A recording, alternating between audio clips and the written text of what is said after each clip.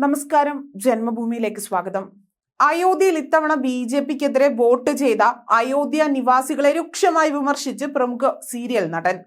ഒരു കാലത്ത് രാജ്യം മുഴുവൻ തരംഗമായിരുന്നു രാമാനന്ദ് സാഗറിന്റെ രാമായണത്തിൽ ലക്ഷ്മണന്റെ വേഷം അഭിനയിച്ച നടനാണ് അയോധ്യ നിവാസികളെ രൂക്ഷമായി വിമർശിച്ചുകൊണ്ട് ഇപ്പോൾ രംഗത്ത് വന്നിരിക്കുന്നത്.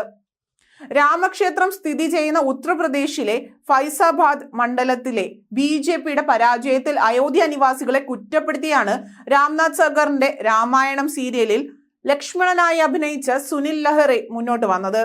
രാമക്ഷേത്രം യാഥാർത്ഥ്യമാക്കുന്നതിൽ BJPയാണ് മുഖ്യ പങ്ക് വഹിച്ചതെന്ന് വിചാരിക്കുന്നവരെ നിരാശരാക്കുന്നതാണ് തിരഞ്ഞെടുപ്പ് ഫലമെന്നാണ് അദ്ദേഹം പറയുന്നത്. ഇൻസ്റ്റഗ്രാമിൽ പങ്കുവച്ച വീഡിയോയിലാണ് അദ്ദേഹത്തിന്റെ ഈ പരാമർശം. ബാഹുബലി സിനിമയിൽ കട്ടപ്പ ബാഹുബലിയെ പിന്നിൽ നിന്ന് കുത്തുന്ന ചിത്രവും താരം പങ്കുവച്ചു.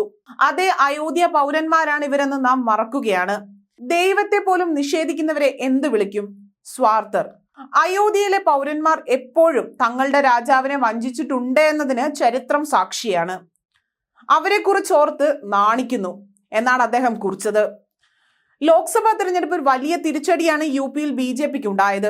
അയോധ്യ ഉൾപ്പെടുന്ന ഫൈസാബാദ് മണ്ഡലത്തിൽ BJP സ്ഥാനാർത്ഥി ലല്ലു സിംഗ് 54,000 വോട്ടുകൾക്കാണ് സമാജ്വാദി പാർട്ടി സ്ഥാനാർത്ഥിയോട് തോറ്റത്.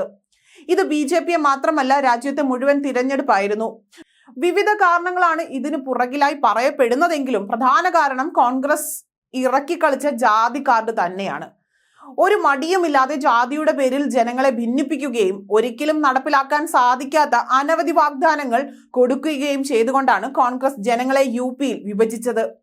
എന്നാൽ എന്തൊക്കെ കാരണമുണ്ടായാലും BJPയെ ഇത്തരത്തിൽ പുറകിൽ നിന്ന് കുത്താൻ UP നിവാസികൾക്ക് എങ്ങനെ കഴിഞ്ഞു എന്നതാണ് സമൂഹ മാധ്യമങ്ങളിൽ വരുന്ന കമന്റുകളും. UP നിവാസികളെ വിമർശിച്ചുകൊണ്ട് അനവധി വീഡിയോകൾ ആണ് പുറത്തു വന്നിരിക്കുന്നത്. ഞങ്ങൾ സ്വയം ലജ്ജിതരായിരിക്കുന്നു എന്നാണ് കമന്റ് ബോക്സിൽ പല ഉത്തർപ്രദേശുകാരും അഭിപ്രായപ്പെടുന്നത്. യോഗി നിങ്ങൾക്ക് റോഡുകൾ നൽകി, ആശുപത്രികൾ നൽകി, മികച്ച ക്രമസമാധാന പാലനം നൽകി, സംസ്ഥാന യുവാക്കൾക്ക് അവിടെ തന്നെ തൊഴിൽ ലഭിക്കുവാനുള്ള സാഹചര്യം ഒരുക്കി, 500 വർഷത്തെ കാത്തിരിപ്പിന് അന്ത്യം വരുത്തിക്കൊണ്ട് രാമക്ഷേത്രം BJP നൽകി. എന്നിട്ടും നിങ്ങൾ BJPയെ തോൽപ്പിച്ചിരിക്കുന്നു. ഇപ്പോൾ നിങ്ങൾക്ക് ആശ്വാസമായോ എന്ന രീതിയിലുള്ള ഒരു വീഡിയോ സമൂഹ മാധ്യമങ്ങളിൽ ഇപ്പോൾ വൈറലാണ്. അതേസമയം എന്തുകൊണ്ടാണ് ആയിരക്കണക്കിന് കൊല്ലം വിദേശികൾക്ക് നമ്മെ ഭരിക്കുവാൻ സാധിച്ചത് എന്ന് ഇന്ത്യക്കാർ മനസ്സിലാക്കി തന്നുവെന്നും ഇന്ത്യ യോഗിയെയും മോദിയെയും അർഹിക്കുന്നില്ല എന്നും വിവിധ മേഖലകളിൽ നിന്നും കമന്റുകളും വന്നുകൊണ്ടേയിരിക്കുകയാണ്. സാഹചര്യങ്ങൾ പരിശോധിക്കുമ്പോൾ ഈ പറഞ്ഞതിലൊക്കെ ചില കാര്യങ്ങൾ ഇല്ലാതില്ല എന്ന് ഏതൊരാൾക്കും തോന്നിയാൽ കുറ്റം പറയാൻ പറ്റില്ല എന്നേ ഇപ്പോൾ പറയുവാനുള്ളൂ.